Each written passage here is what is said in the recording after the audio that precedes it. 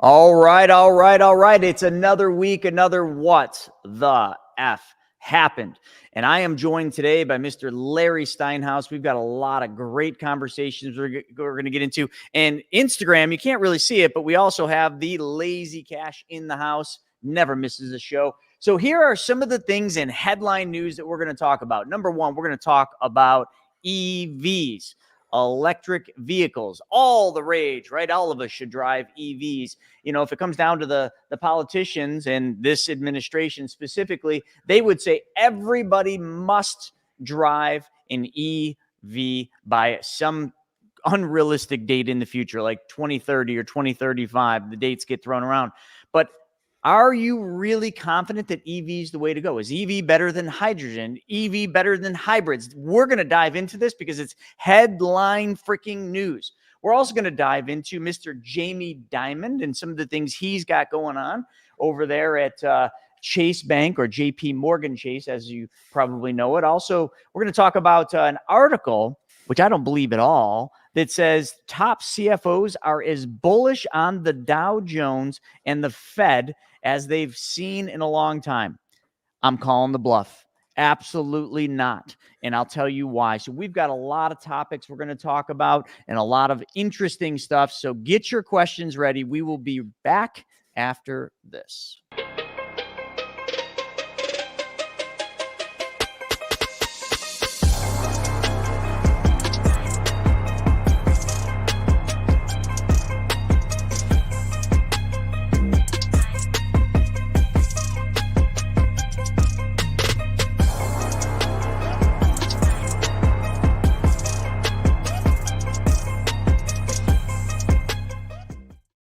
All right. Good morning. Another week, another What the F happened. Mr. Stephen Nagy is out in Tahoe ripping up the slopes with his family, so he's not going to be joining us. But we've got one better, Mr. Larry Steinhouse. Larry, what's happening over there in Pennsylvania?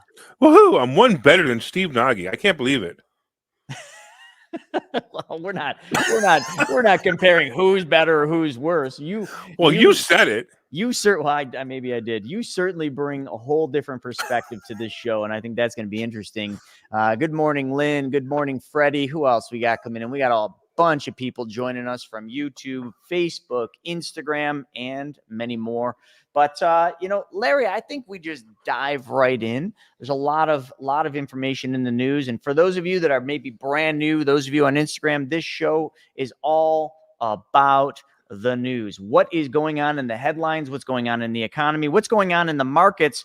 Because we love to rant, rave, and argue if we find a reason to argue. But unfortunately, we're not streaming TikTok today, so the arguments will probably be very minimal. So wait a minute. So why aren't you streaming TikTok? Because I'm on the show? No, because I forgot my iPad at the other office. We're in between offices. Me and Larry were talking. We're moving offices. This is like the last week that we'll be operating from this office. This is the old office. We're moving into our new building. In the front office buildings are done, but our studios will not be done for probably another 30 days. So I'll still be broadcasting from this location while working from the other. And hey, listen, I left my glasses there. I left my iPad there. Just can't keep it straight right now. All right. But I did not leave the Lazy Cash. I'm gonna have to come and see a new studio. I'm very excited about it. Oh yeah, it's pretty wild. That's for sure. Cool. And I know when you do something, you do it big. Oh, I know it's gonna be done right. It's definitely interesting. It's big. It's different. It's very unique, and it's definitely. Are you gonna have a cigar room in your studio like you have at your house? I do have a room that could certainly be a cigar studio. I don't know if we'll be smoking cigars in the offices. I don't really want to set that precedence, but that would be a great precedent. Yeah, put in the fans like you have. We certainly could. I'd rather just go to my house and just go down to the lounge because I never get to use the lounge. So next time you're up for cigars, we'll just do the lounge at my house. Way better. I got a couple of Cubans for you. Oh no, I'm gonna get arrested. Oh, is that still a thing? Really? Yeah. Cuban cigars, like you get arrested?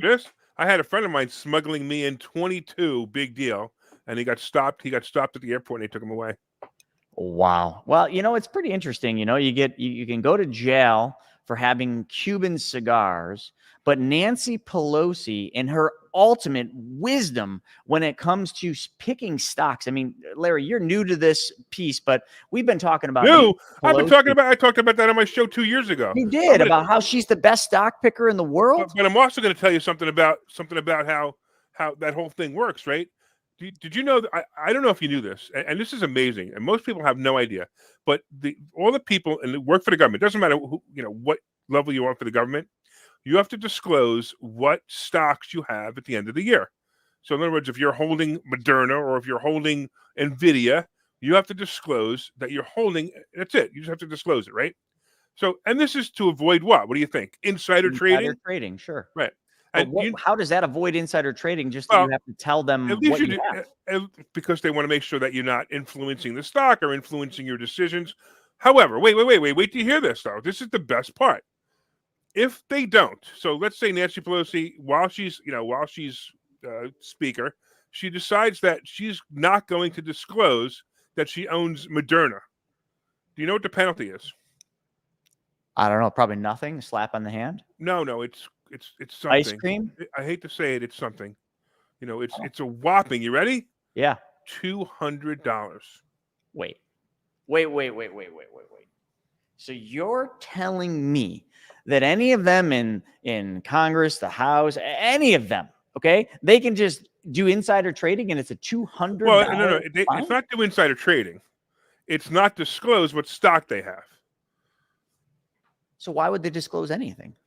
Well, I agree. Why would you disclose anything? That's exactly right. Or why wouldn't you disclose anything? You're not. The punishment is the same either way, right? So I also, from what I understand, no one's ever been fined either.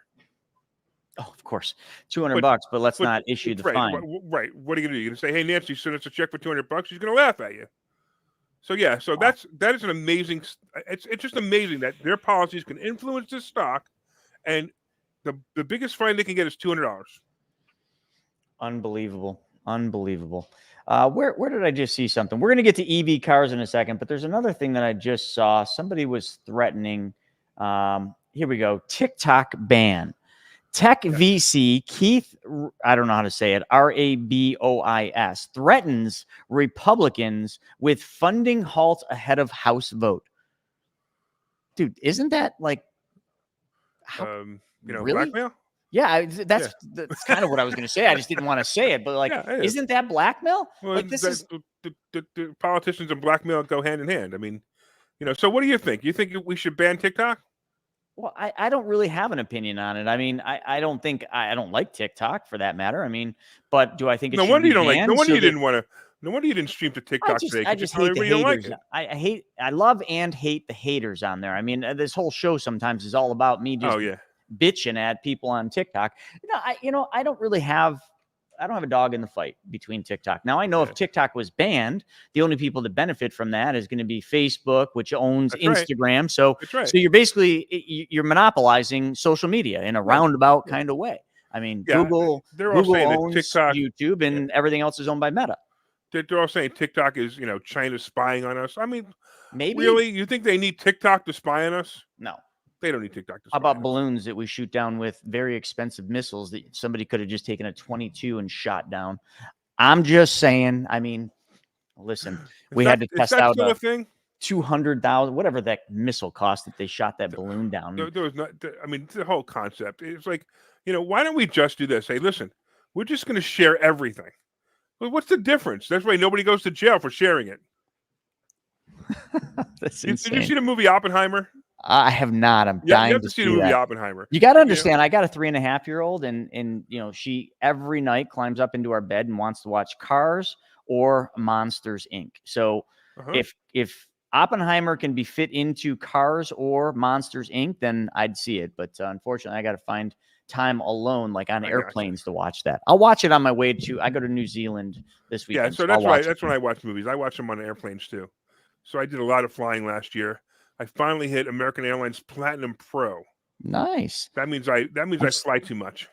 Yeah, it does. I'm surprised you fly on American. I've been flying more American lately, just because they have the routes, and Delta hasn't gotten their shit in order with all the routes that I need from Buffalo, New York. But American just a shit airline, in my opinion. Oh, but there's so much shittier ones. I mean, Oh, I just Frontier, you got to push the damn plane off the oh, runway at Frontier. absolutely. Frontier's a joke. It's like, and how uncomfortable can you possibly? Did they actually shop for the most uncomfortable seat you could sit in? I don't know. I've never been allowed on one. Matter of fact, I had one Frontier flight and they postponed the flight. So I decided, okay, I'll just wait to go to the airport. So I came to the airport an hour early. The Frontier gates were closed. They wouldn't let me in. So I had to buy a ticket on another airline, go through security, which I would have canceled, and go through security with that other ticket, go to Frontier, and then Frontier wouldn't let me on because they gave my seat away. I almost got dragged out of the airport by the police or yeah, you got to be really careful what you do. You got to say, yes, sir, may I have another? Yes, sir, may you screw me over again? Because they steal your ticket. But the long and short of it is, like, I didn't get on the airplane. They wouldn't let me on the airplane. Like, I did get refunded after a battle. I got refunded for my ticket, and then I ended up flying Delta out to my destination a day late. So that's the reason you fly Delta is the same reason I fly American. So I know my flight goes out. Yeah. You know, I had one recently where it's funny. I was going to buy a mobile home park. Did I ever tell you? Sorry, I just bought a mobile home park, and I'm going to buy a mobile home park. And on the way to going to buy the mobile home park, that was the only flight that didn't take off. So I had to delay my closing a week. Yeah, American, that's the reason I don't fly them anymore is, after everything opened up and we didn't have to wear masks on planes, I was flying American. I was probably like you, a high status flyer. Yeah. And they just had so many issues with planes getting off the ground. I mean, I missed several events because American couldn't get the damn plane off the ground because of this issue or that issue. That was the first time it ever happened to me. And, it was bad weather and there's something wrong with the plane. But that's I'm sure they've been much better. Yeah, I'm sure they've been much better. But Delta is just the bomb. I know they're more expensive, but it's worth the extra premium. But, pretty soon we're going to have electric planes. Really? And if they run out of electricity over the ocean, we're going to have to be able to swim. It's all right. I'm a pretty good swimmer, but I don't think I want to swim after a plane crashes because it ran out of EV battery life. Exactly. Let's talk about EVs. That's a great transition. I mean, how many of you on here love electric vehicles? And listen, it's okay. I mean, anyone on YouTube or Instagram, how many of you drive a Tesla or an electric vehicle and you just love everything about it? And there are definitely people that love Teslas, and I think Teslas are a great piece of technology. But anyone going once, my partner going twice? My partner in the mobile home park owns a Tesla X. Oh, okay. And I make fun of him since the day he bought it. And it's hysterical because there's always something wrong with this car. Always. Recently, of course, in Pennsylvania, we've had 26-degree weather. And he actually walked in because he heard me talking about him. Say hi. Wave to everybody. Go ahead, wave to everybody. I see exactly. He can't hear you. Just wave to everybody. Just wave in the camera. You can't see him. But it's the best car ever made. Yeah, okay. Oh, yes. So the person that was going to buy a giant gas-guzzling V8 with crazy, crazy horsepower is now driving an electric vehicle. Yeah, what right. happened there? He sold his Porsche, which was an awesome car, for this EV. But you know what the best part is? He got an old one, so it says free supercharging. So at least he gets, when he has to waste 3 hours of his time charging at Wawa, at least he's not paying to waste that 3 hours of time. I think, isn't it like 20 minutes to charge? No, it's about 45 minutes to charge it, really? To about 80%. So the weird part about EVs. Hold on, I got to stop you. Yeah. Is it seriously 45 minutes? 45 minutes. Ask him. How long does it take him to charge his car? I want to confirm. Is it 45 minutes to charge 80%? From zero? From zero. Yeah, from zero. Close to zero to 80%, it's 45 minutes. 45 minutes. And then from 80 to 100% is another 45 minutes, right? So it depends on the weather. Yesterday it was a very... No, it's not. It's real. It is real. Kind of like like when you're with your wife, that's your performance in bed. I mean, hey, baby, I can only go to 80%. The other 20 is going to just take a lot longer here. It depends on a lot of things. It's got to be perfect weather out. I mean, come on, the wind is blowing southwest, and are you still west. fighting the wind in your G wagon? The G-Wagon, listen, the G-Wagon has raw horsepower. There's nothing aerodynamic about a G-Wagon. All I do is push wind. I literally create the windstorms behind me. I push so much wind. And that's why it gets 8 miles to the gallon. But you know what? The damn thing starts in the cold. He can't hear you because I'm wearing a headset. He can't hear you because you're wearing a headset. But yeah. So let's talk about that. Let's talk about the whole concept of EVs, right? Hey, listen, by 2035, President Biden, because President Biden is brilliant. He is the smartest president what we've ever had. He said by 2035 we will not be allowed to sell and anything but EVs. Has he ever visited a major metropolitan city like I don't know, like New York? I do believe he has been here, but he doesn't remember. Yeah, that's possible, right? So what are you going to do? You're going to take all the street parking and you're going to put an EV charging station instead of meters. We used to have meters that you put in now you put in $1 for 15 minutes. But you're going to put in meters instead of meters. You're going to put in charging stations, and you're going to plug them in every time. Yeah. And think about the stupidity of that, right? Let's say they do that. It's done. I'm sure. Shush. Let's say, Army, you're interrupting my show, and you can't even pay attention to it. See, that's all he does is interrupt my show. Like, you can't tell somebody that owns a Tesla or an EV that, you don't like them, because then all of a sudden, they got to support their reasons. Right. Like, hey, listen, to each their own. If you like Tesla, awesome. I think they're a great car. I've been in them. They don't stop very good. The brakes pretty much suck. You can do your own research on that. But listen, I'm not saying anything about them. I just don't want one. And according to this article, Larry, I guess somebody cloned me now. Somebody cloned me now. Look, somebody cloned me, my name, and with my account saying that they're a Bitcoin BS artist because they cloned me because I'm on your show. Oh, yeah. Well, Larry, why are you giving away Bitcoin to the folks? I don't know, man. Don't click that. You damn well know that that's a scam. I'll get rid of it. Hang on. Yeah, but that's it's just amazing that it's amazing. You how do I get rid of this? It's amazing that as soon as I go on your show, somebody clones me. Well, anyway, I can't figure out how to get rid of it. I can't figure out how to get rid of it. Maybe it's even on my own. Don't click that, folks. You all know that that's a scam if you ever see one of those. I mean, come on. But here, let's get into this article here, Larry. You're talking about Biden, or we don't call him by name here. I'm not streaming TikTok, so it's okay. I won't get shut down. But every time I say his name and we're streaming TikTok for WTF, I get banned from TikTok every time. So we now refer to the B man as the dude or the dud. Okay, you can pick and choose depending on the context of what you're saying. It's the dude or the dud. That is the only way we refer to yes, that I can't call him a big guy, huh? He's not very big. Matter of fact, he looks pretty frail. Can't even walk upstairs. But anyway, who's keeping track? But anyway, 2035, he said everybody has to drive EV, right? And but with no real consensus or real data showing, can the infrastructure be ready for that? Dude, they have rolling blackouts in California. Right. And what is it, 3 or 4% of the population drives EVs now? Might be a little more now, but it's insane. I mean, just imagine plugging in your EV. You park in Philadelphia, you park in New York, and you plug in your EV. And I'm the people in New York, most of the people are so nice that they're never gonna say, hey, look, that guy's car's plugged in. Let's unplug it. Or hey, that's an EV station. We could vandalize anything, but let's not vandalize any EV stations. I mean, come on, really? Who was the idiot that thought that this was going to actually be a good idea? EVs are becoming. Exactly. He'll be dead. Cindy's exactly right. That is a great comment from Cindy. It's exactly right. And the dude will be dead by 2035 if he's not already, but there's no backup to that claim. No, exactly. Thanks, Cindy. Yeah. And what kind of car does he have? Oh, I bet it's not an EV. All the cars that they drive are those Tahoes, those big GM Tahoes, blacked out. Yeah. So what's going to happen with this, and it's funny because I happen to like Rivian as a stock.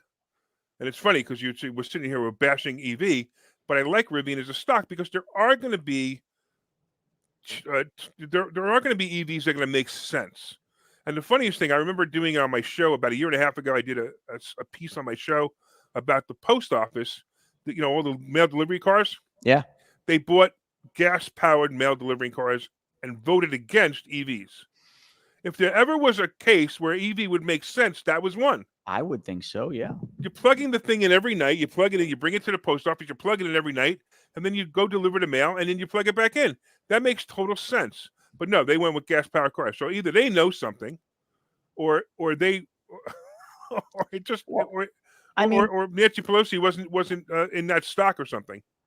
Yeah, Nancy Pelosi obviously wasn't buying, the stocks, but if she was, we'd be back on the EV part. But I mean, right here, euphoria is dead. Automakers trumpet consumers' choice for U.S. car shoppers. So basically what it's saying is, the two big ones, Ford Motor and General Motors to Mercedes-Benz, Volkswagen, if you go over there, Jaguar, Land Rover, Aston Martin, are all scaling back and delaying their electric vehicle plans. Of course. Demand for EVs hasn't shown up the way that the executives expected, and sales of the vehicles are still predicted. I saw a thing the other day, and it was not in the news because everything in the news is skewed, but it was basically talking about like the average amount of time that a car sits on a dealership's lot. So if it was an EV, it was like 110 days, and if it was a gas-powered car, no bias to what kind of car, but a gas-powered car was 54 days. Wow. So an EV sits on the lot double the amount of time. And if you know how dealerships work, they're paying money, interest on that floor plan, as they call it. All those cars sitting on that lot, they're paying interest on. So now these dealers are exposed to double the cost because the cars are sitting on the lot because the freaking CEOs, which were largely influenced by this administration and politics and politicians to go this direction. It was just one giant push to an initiative, kind of like another initiative that, anyway, we're not going to go down that road, but we could. Your mask? Yeah, well, not just the masks, but the whole COVID thing, the vax and the masks. And that's my vaccine right there. What is that? Liquor? It's Dewar's. It won't come in focus, but yeah, it's Dewar's. Dewar's? All right, well, so I didn't hear that Dewar's cures COVID, but hey, Hey, I've never gotten COVID. You know why? Because I don't know. You didn't go anywhere during that. You didn't travel on planes because they made you wear a mask, so you didn't go out. You didn't really do anything. No. I found the absolute best way to never get COVID. Just don't test. That's exactly right. Why? I mean, listen, that's most why I've people, never had it. Not all, but most people right now that I've talked to that get COVID, it's like having a bad cold or a cold flu mix. And I was told that it wasn't factual. So this is just something I saw, and it's probably not factual. You'd have to do your own fact checking, folks. But, I heard that they're now treating COVID the same way they treat the flu. No. I heard that. You mean they're saying get rest and take a day off of work? Yeah, take a couple of days off of work, get rest, take some vitamin C and some ester C, and there was a couple other things that were in there, vitamin B, all those things. But anyway, we're getting way off the EV thing, but it's the same thing. It's exactly the same thing. It's driving an initiative. Right. Yep. So I remember during like the pandemic, I remember nobody had the flu. The flu was eradicated. Exactly. I found that really strange. Well, did you hear what the doctor said? How do I get paid the most? No, the doctor. Well, that's beside that. Oh, you want me to go? We could go there. Me. I was really into that. Let's stick to the EV narrative here. But the whole thing with the flu was, was the doctors saying it's because everybody's wearing a mask that there's no flu, and I'm like looking at the doctor going, "Are you stupid? Really?"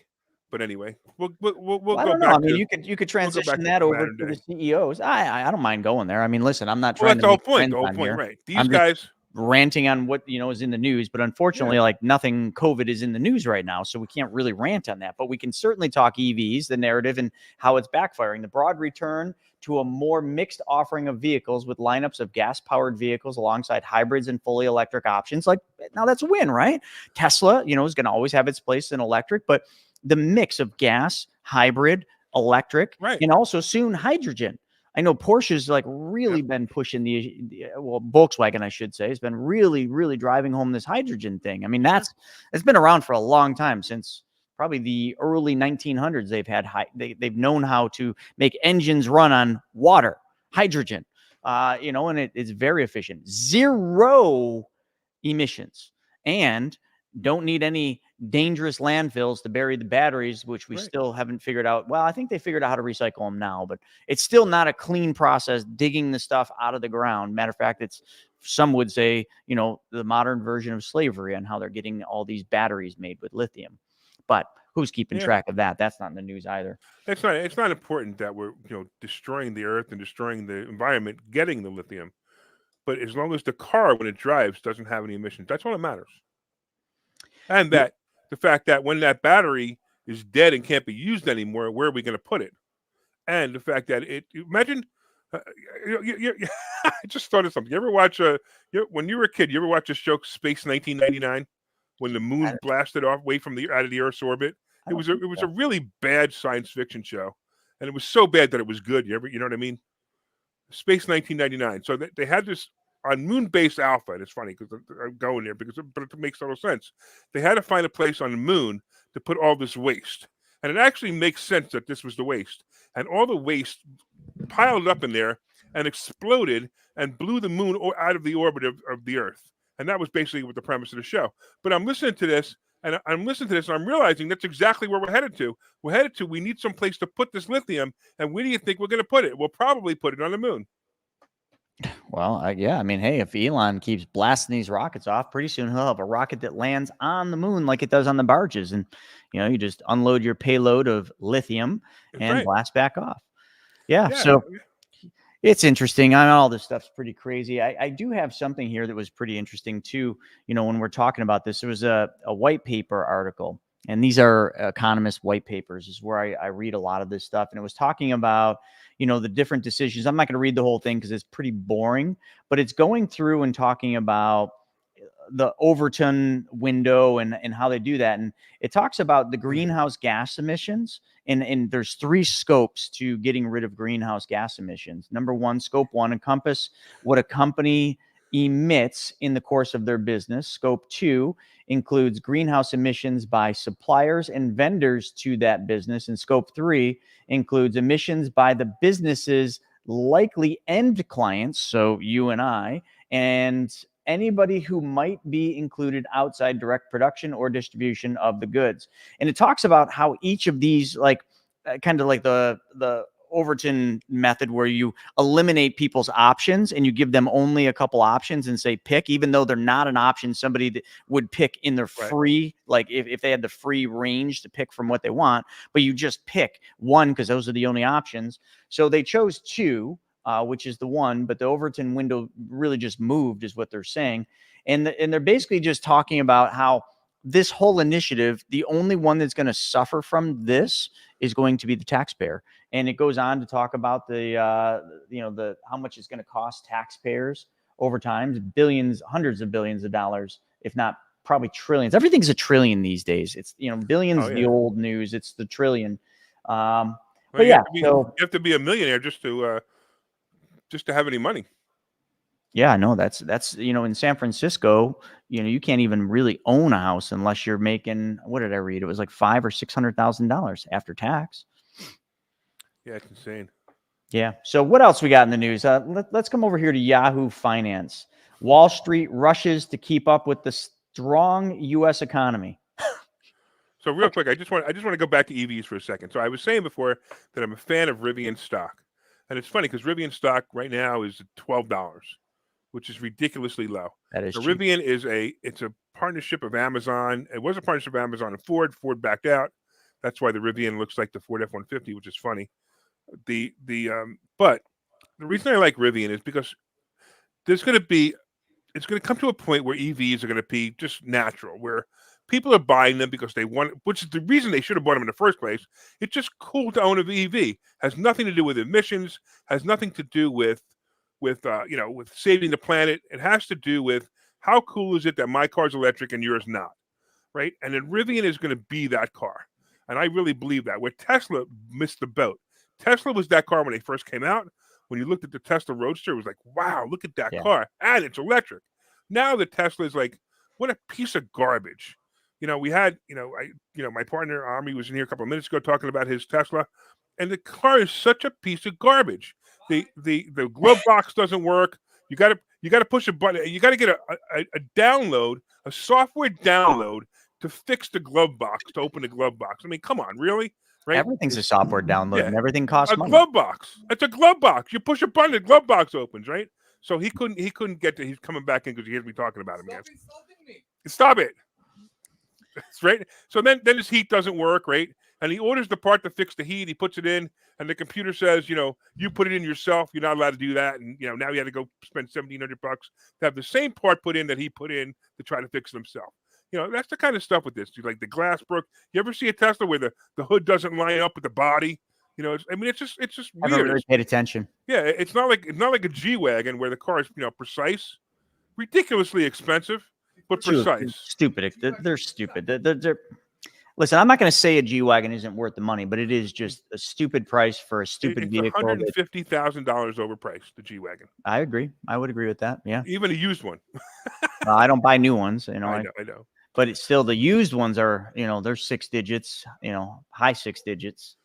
Yeah, exactly. Right. So anyway, Not about that. Getting It's back to Rivian. if I didn't get all the Rivian, money back Tesla, for all the cars I buy, drive, that's all and that own, matters, right? I wouldn't own a G-Wagon. Oh, how do you do that?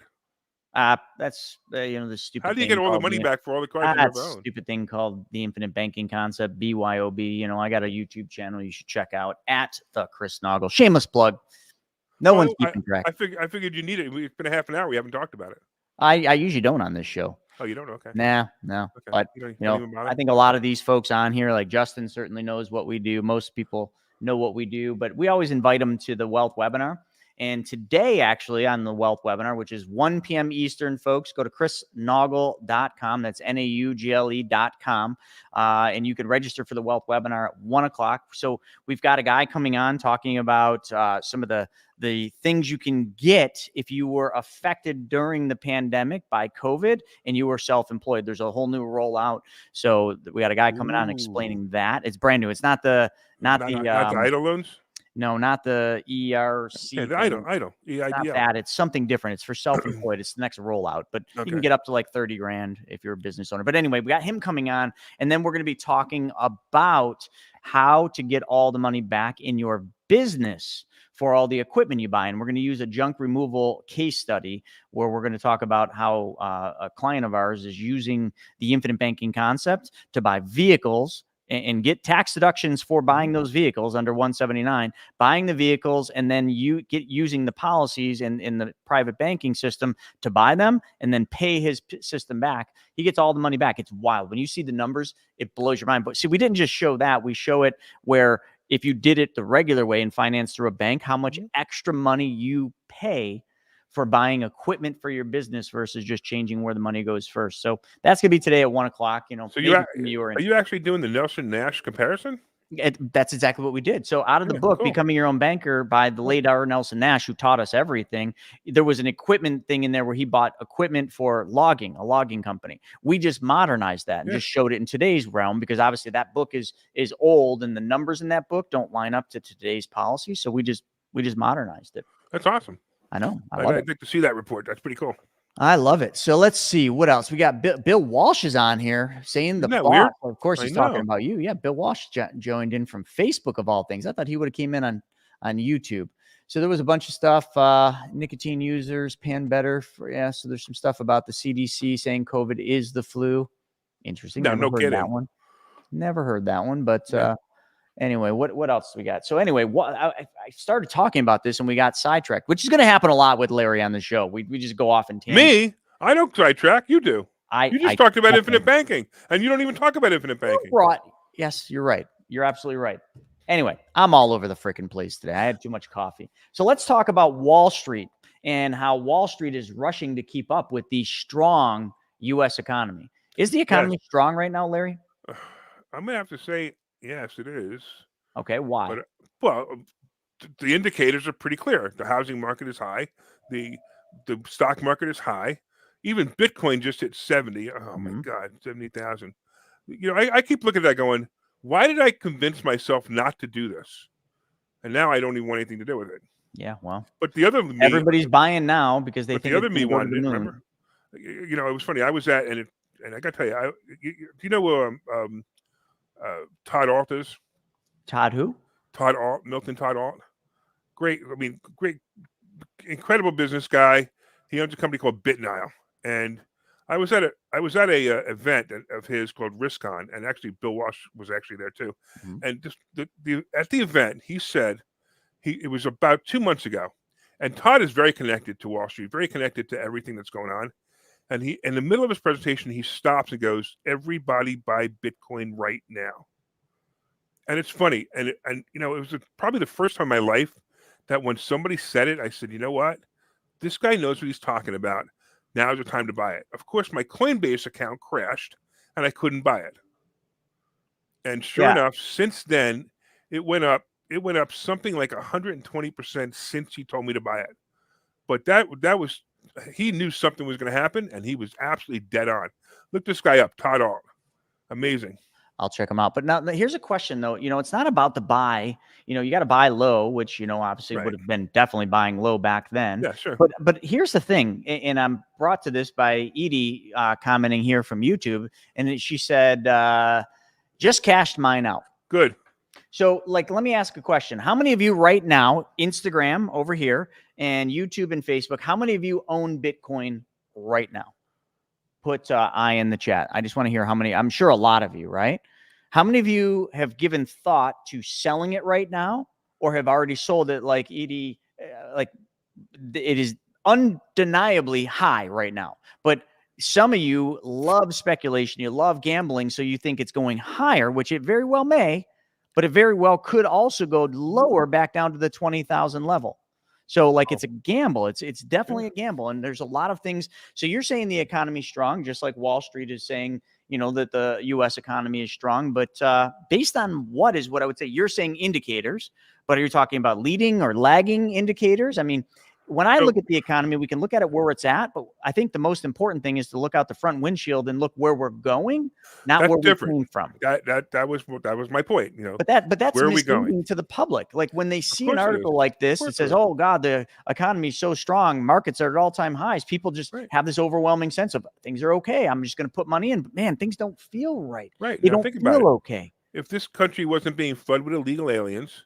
And if it wasn't, and if the left agenda of cutting off your penis and to become a woman wasn't part of the agenda of the left, right? And if the man in charge wasn't senile, this might make people vote for him. And that's where we are right now. This is the only thing they have left. Now, I never understood why a lot of Wall Street is Democrats. That never makes any sense to me. No. Especially when the Democrats or the liberals are against capitalism, but I think the best capitalists are the ones who say they're against capitalism. Makes sense, right? Look at Mark, sure look at Zuckerberg.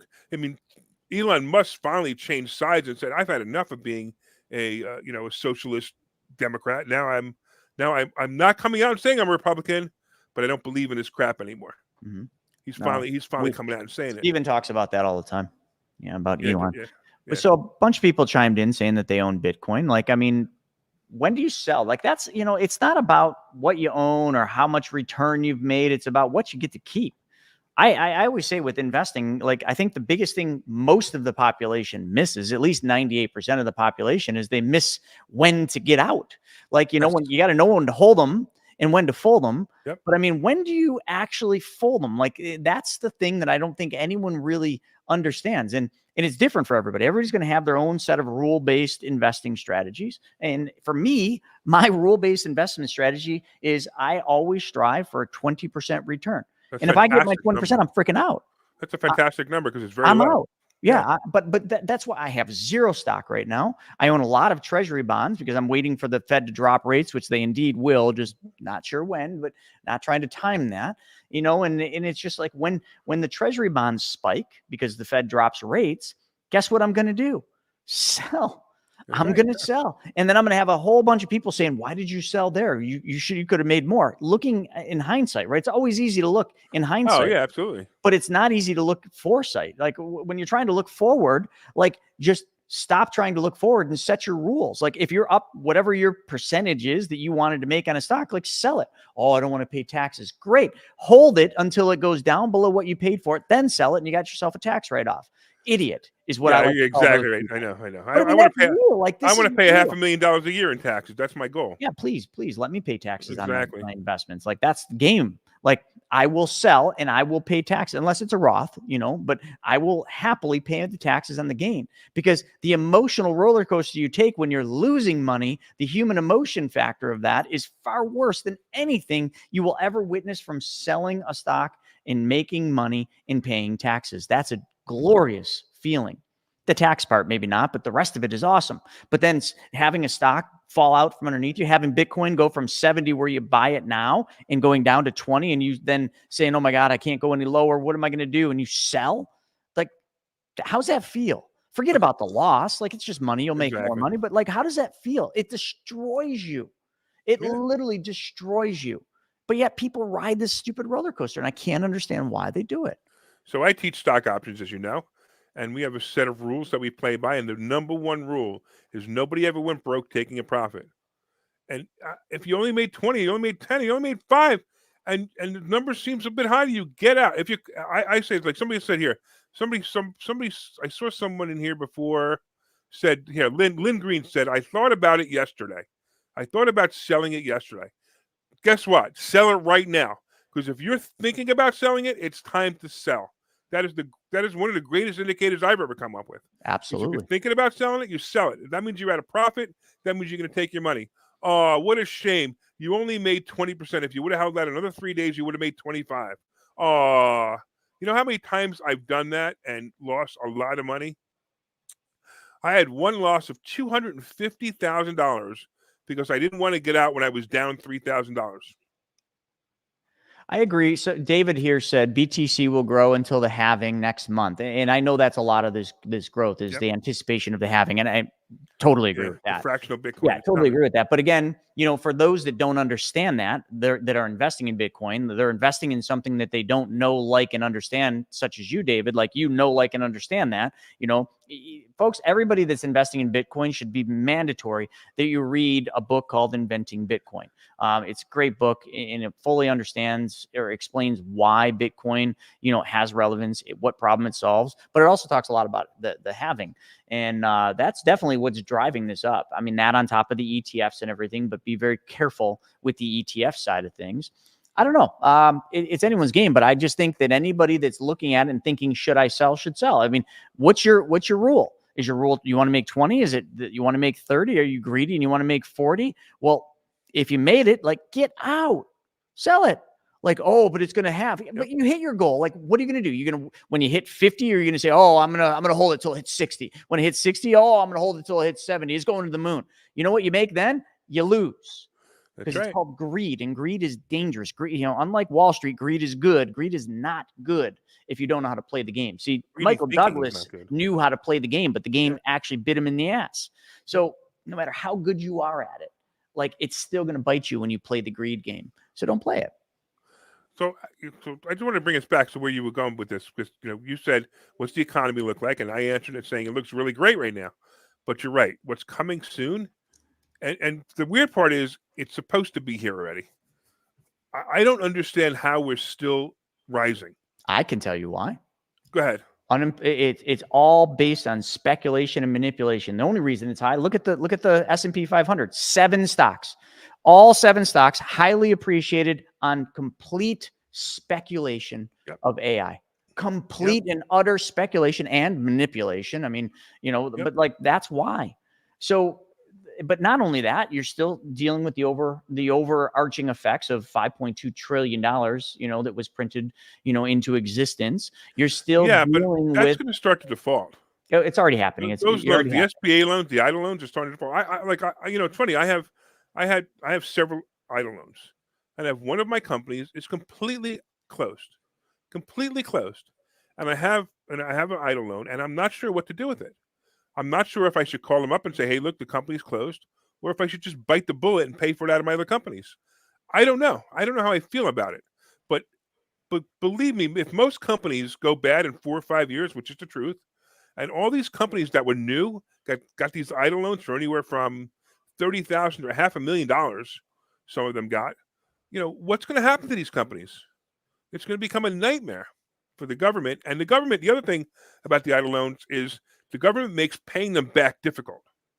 Isn't that weird? They're not like a bank where you go online and you click, okay, schedule my payment. They keep closing the payment system, and you have to log back on and put the payment system back in, and then they say you're in default. What do you mean I'm in default? I'm only in default because you closed your payment system down and you didn't take my money last month. Yep. But on top of that, I talked about this. How about the corporate debt cliff that we're going off right now? 2024 marks the first significant year. 2025 is the worst of all the years, where corporate debt, and not just corporate, but like many of you took out mortgages on rental properties, and they all had a 5, 7, or 10-year rate lock. Well, your rate lock was 3, 4, 5%. Now it's going to reset I'm witnessing this. I bought out most of the mortgages I had with the community bank that I got them from, and I bought them out with my private banking system. Another reason you should learn how to do that. But when they matured, guess what the rate did? Doubled. Oh, absolutely. Doubled. So you Absolutely. tell me how many corporations, like the EDIL loans, but how many corporations have debt that they took out 5, maybe 7 years ago, probably not 10, but some 10, that now all those debts are literally going to, they're going to double, which means the payments are going to probably close to double unless they, change the amortization schedules. Yeah. But that's reality, folks. So when I read an article saying CEOs are bullish, maybe right now, but they're not bullish about the future. Their earnings report shows it. Their forecasts show it. Box manufacturers are like half of the production in the future. So why would that be a relevant thing? Because it's a leading indicator. Everything ships in boxes. So if they're making half as many boxes, what does that tell you about the demand? It's going to be about half.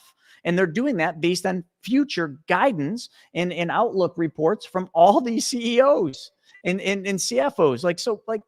When you read the news and they're telling you everything's glorious, everything's good, Wall Street's booming, it is now, which means you should probably get out and take your gains off the table and follow your rules and don't play the game, because most people are going to get burned really freaking bad this time.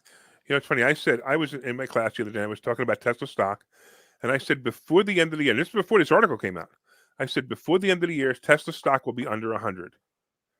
And now with this article, there's no doubt I was right. Yep. Absolutely. I mean, Matt, like his comment, he's got a strategy, right? He bought it at 25 all the way to 30. And he said, he'd sell it at that moment. And he hasn't got back in. Like that's, of course listen, not, right. That's the game, folks. That's investing 101. That's what Larry teaches, what every good investor knows. They follow a set of strict rules. I'm going to buy, this is my buy signals. This is my buy box, if you will. This is my sell signals in my sell box. And they don't deviate from that. You think hedge funds are just sitting there being like, guys, hey, who in here thinks we should sell this one? We're up 40%. No, it's going to the moon. Okay, good. Fuck no. The computer is clicking the sell button for them. There is no human emotion playing into a hedge fund and how they trade. It's, here's our rules. This is our algorithm. We're going to execute. And they do it with incredible precision and accuracy. Yet 98% of the population can't fucking figure out when to sell and when to buy. They buy high and they sell freaking low. Yeah, exactly. That's human emotion, folks. You want to be a good investor? Come up with your plan of how you want to invest. And your plan must include how you're going to buy and when you're going to buy in your buy box, and when you are going to sell. The single hardest thing for most individuals to do is sell. And that should be the easiest thing. It's funny. You make money, you sell, and you freaking, you celebrate. Yeah. One of the rules we teach is we teach that when you're thinking about investing in a stock or any, even if it's Bitcoin, it doesn't even matter. You're going to write down the price you're going to buy it at, and then you're going to write down the price you're going to sell it at. But both of these numbers are written before you buy it. It always cracks me up that my students get that wrong. They buy it. They go, oh, here's my sell price. No. Did you write down the buy price before you bought it? And if you do that, it works so much better. So, for example, let's say you want to go back into Bitcoin. Let's say you want to go back into Bitcoin at 25. So you write down buy Bitcoin at 25, and you write down sell Bitcoin at 40. Okay? That's fine. When it hits 25, and it may take a year or two, when it hits 25, you buy it at 25, and when it hits 40, you sell it no matter what. Yep. That's a strategy. But the strategy has to be written before you get into play, not after you get into play. And don't change the strategy when you're into play. That's the other big mistake that people make, is they change the strategy into play. And I know, I wrote the rules. I wrote my own rules, and I break them all the time. Yeah, well, I mean, that's human emotion, Larry. It's common. Instagram, how many of you found value in what he just said about like setting your rules for investing? Put I in your comments. But I got 3 more major topics that I want to hit before we end today. First off, Carl put in there, have either of you read the research report put out by Columbia and Stanford on 507 banks on the verge of collapse? Yes. We covered it maybe a month ago on this show, and that's a real thing. And right now, and I can't think of the name of it. Larry, you'll know off the top of your head. Your memory's better. What is that thing the Fed put in place when, all those banks were failing, Silicon Valley Bank, to allow them to pledge their treasuries at par value, and they got access to almost like it wasn't a 0% loan. You're not talking about the stress test, are you? No. It was basically to prevent future banks from failing. The Fed instead, because remember, those banks failed because there was a run on the banks. The banks had limited liquidity. The liquidity banks hold is either in BOLI, bank-owned life insurance, and treasury bonds. Sorry, transition real quick. I got to hit this because I've been on this Dave Ramsey tear. Do you know Dave Ramsey, in one of his interviews, he said banks don't buy life insurance? I'm like, are you fucking stupid? Excuse my language. Put my name to swear. But like that is known by everybody. Go to FDIC.gov, dickhead, and type in BOLI. Right. They're buying life insurance at massive levels. Anyway, off my little tangent there. Just had to hit my Dave Ramsey daily, whatever you want to call it. You mean the guy who owns a whole bunch of life insurance, whole life insurance, and owns a whole bunch of and leases a bunch of cars? That guy. It's okay for me because I'm rich, but we don't want you to get rich. So do what I tell you to do, so you won't get rich. All of you will love my newest YouTube video coming out. It's not released yet, but it's literally me just tearing Dave apart on an interview he did with a guy that called in about IBC. But anyway, got to get to this remember topic. that interview. Wait, did you at least go into the point where he goes, the S&P has done 12%? No, he said 11%. Of course, whatever, right. 11%. But and he's talking about mutual funds. Right, but that doesn't mean that when you put in $1,000 into the S&P and next year it does 11%, you have $11,000. That's I'm sorry. If you put in 10,000, you have 11,000. Now, what about the next year when it drops 25%, and then now you only have 7,800, and now it goes up another 10%, 11%, whatever the heck it is. You're not even at your original number yet. Exactly. Because they don't understand the drawdown effect. But anyway, Dave Ramsey's an idiot. I can't believe he doesn't get his ass in the ringer when he starts talking about returns that are completely not even accurate. Right. Anyway, getting off that. So let's get back to this. So yes, Carl and everybody else, 507 banks are on a watch list, a severe watch list. They do not have sufficient liquidity to maintain any type of bank run or anything like that. And also they're on life support right now because they're all drinking from the mommies, or what, I'm not going to say it, but I probably should, the tit of the Fed. So right. All they did, banks own BOLI and treasury bonds, and treasury bonds that banks owns usually are 2 and 10 year, which the 10-year treasury bonds have come down in value significantly because Fed raised interest rates. Rates go up, price of bonds goes down. Bank run on the bank. Bank needs liquidity. What do they have to do? Sell their bonds at a severe loss. Game freaking over. That's the name of the game. They only hold 10% in reserves, folks. Only 10% of all deposits are held in reserves. And then the FDIC steps in, and that crushed the FDIC to bail everybody out. Not even people with $250,000 or less, but they bailed everybody out against. They should have never done that, but their cronies were part of the bank, so they had to bail them out. But now the FDIC has to charge regional banks and commercial banks a lot more to make up and build back their coffers, which are never even sufficient anyway. Point made. Everything right now in the banking industry is on thin ice. 507 banks. That's a lot of banks. And some of those are huge banks are on not even thin ice. Literally, they're sitting on a piece of ice that broke off and they're drifting away from the rest because they can't stabilize themselves. And if the Fed stops this program, which it is supposed to sunset and expire, where they're giving them par value lines of credit on bonds so they don't have to sell their bonds at a loss, they can just pledge them to the Fed, but that's supposed to end, but they'll probably kick the can.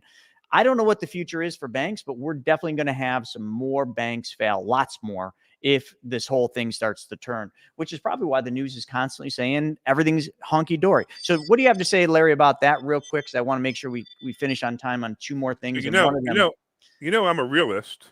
Yeah. Versus what's going to happen. So here's the realist thing. And it's the same thing. Like people say Social Security is not going to be around when I'm there to collect it. It will be. The same thing with the banks. Your bank will fail. Has anybody watching ever had a bank fail that you actually lost money because the bank failed? No. The odds are no. So that's what it's all about. That is the reality. It doesn't matter where you put your bank. You can put your bank in, I don't know, in Pete's Bank Pete's Bank, and as long as it's registered bank with the feds, you are definitely going to get your money back. Don't worry about it. It's not a big deal. Now, what's really going to happen though is it's going to affect housing prices. It's going to affect your mortgages. It's going to be 2008 all over again, just different. And that's what's going to really happen. But it's not. You're not going to lose your money. So Steve says he lost money when a bank failed. You got to tell us the story, because I when I say lost money, I mean you had $100,000 or $200,000 or $1 million in the bank, and when the bank failed, you didn't get your money back. That's what I'm talking about, Stephen. I'm not talking about did you lose money because the bank failed. Yes, we all lost money because the bank failed. That was 2008. Yeah, good point. Good point. There's a lot more coming for banks. Now, one suggestion is, if you got all your eggs in one bank, I would suggest diversifying your banks. Play the cup game. And don't play this. Don't think just because Silicon Valley Bank people got bailed out above 250,000. If you got 250,000 in an account, you're literally playing your Russian roulette. So get your accounts down under 250,000 if you're silly enough to keep that much money at a traditional bank. Exactly. But anyway, and then diversify it. Open up multiple bank accounts with credit unions and community banks and other banks. So all the accounts are spread across many banks, because the likeliness of all banks going down is slim to none. So just diversify, play the cup game, and keep them all under 250. That's just smart. In fact, if you have money in a bank, you really need to talk to me. You need to talk to Chris. You need to talk to other real estate investors, because your money should not ever be in a bank. It should be in real estate. It should be in lending to real estate investors, or it should just be invested in something that makes sense. Putting money in a bank is just a silly place to put it. I mean, that's what we teach, Larry. I mean, teach people how to create private banking systems. You don't need the traditional banks. But again, that's just too much to digest for this show. So join us at 1 p.m. Eastern at the Wealth webinar. Go to chrisnaugle.com, register, get my 3 books for free, truly for free, and then join us. And we'll talk all about how you can be the bank by changing one thing. Second thing I want to hit here is everybody talks about the digital dollar. Everybody's worried about the US dollar. So let me just read you this headline. Stripe, you all know what Stripe is, right? Like there's all these digital platforms that we use. So Stripe is a pretty unique one, and we run a lot of our business through Stripe. Same here. Yep, they just passed $1 trillion in total payment volume in 2023. Wow, the only reason I bring that up is between Venmo, Stripe, that other one that's connected to your bank account. Like when everybody starts worrying about the digital dollar, folks, we are completely digital. How many of you pay for things with cash still? Literally. Like I've intentionally been doing that. I've been carrying more cash around lately just because it's almost just like a FU. I'm paying people with cash. They don't even know what the hell to do with the shit. They're like, that's right. I'm like, yeah, give me change. And they're used to their little computer that, just says, hey, I just gave you a burger. Give me a 20% tip, because you had to wait in line. It's just like, that's the new way. People don't even know what to do with cash. So like, just if you really want to see some funny things, start paying for shit in cash and just watch the reactions on people. I know, the same thing. It's funny. Yeah, it's beyond funny. But all I'm trying to say with that is everywhere you look, we're in a digital age, folks. We are transacting probably over 90% of everything we do digitally, whether you know it or not. So if we went to a digital dollar, does anything change? No, it'll be just like what you're already doing. And that proves it, $1 trillion. Last thing I want to hit on, and I saved this one for last. Oh, it's gone already. Breaking news. Trump just disappeared. That's Trump crazy. News. The judge just dismissed a whole bunch of charges against Trump, but now that breaking news disappeared from the feed. Do you have it? No, I saw it too. I saw it flash on my feed too, and it's gone already. Oh, it's totally gone. That's crazy. No, wait. I got it. Judge dismissed 6 counts in the Georgia criminal election interference case against former President Trump and 5 other defendants. So I wonder if that includes my buddy Mike Lindell. Probably. Interesting. But yeah, I mean, what's happening now, right? This is what's going on right now, and it's reality. There's a really good chance Trump might get elected, and maybe we shouldn't be his enemy right now, because if we are, he might retaliate. No shit. That's why you should back down. He's going to go after everybody that went after him when he becomes president. Absolutely. It's an interesting thing. It's such a polarizing thing, and I see it a lot in my own family. I was, my family's very mixed. We got some hard left and some hard right, but it's just like I was at a dinner not long ago, and I was just talking to my aunt who used to be left and now is swinging, more to the right because she's just sick of what the dude's done and doesn't feel he's done a good job. But I was just talking to her, and she was talking about at work, how she has to deal with this, and how, like, if she even brings the name Trump up, these people, like, she said, they literally attack me. They physically, like, literally just verbally attack me. Like, but yet I've never, and maybe I'm wrong about this, and I'm sure I am, but I've very rarely seen people like that, maybe Trump supporters that attack, the left in the same kind of way, just out of nowhere. So it's just so We just weird. laugh at them.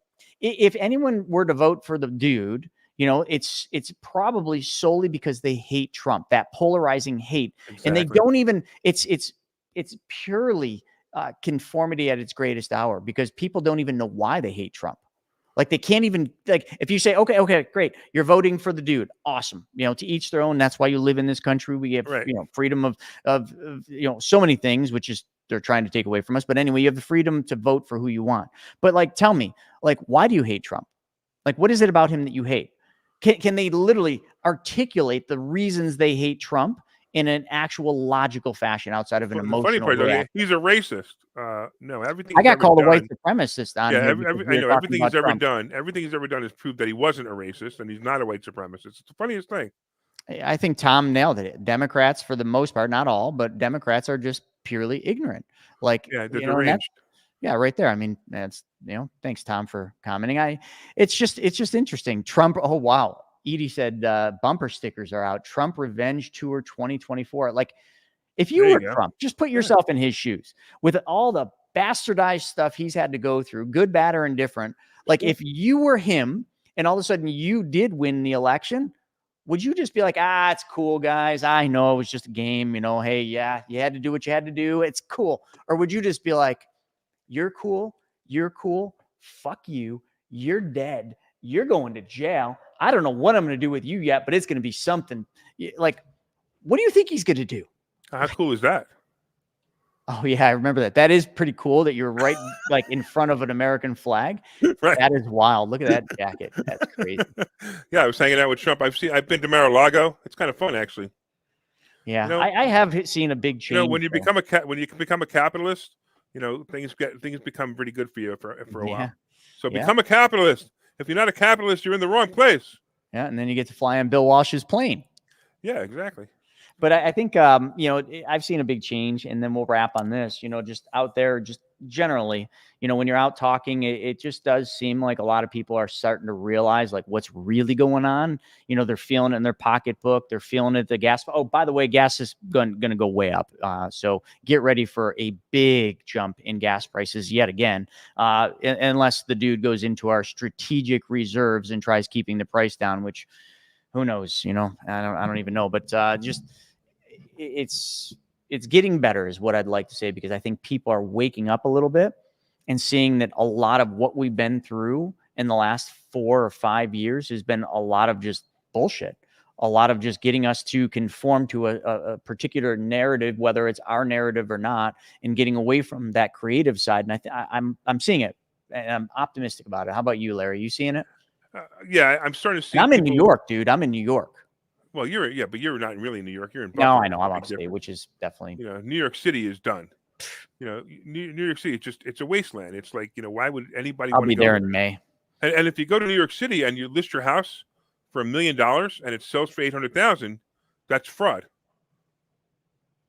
Oh, did not know that. But yeah, you don't know about the court case with Trump where he goes to the bank to. You don't know about this?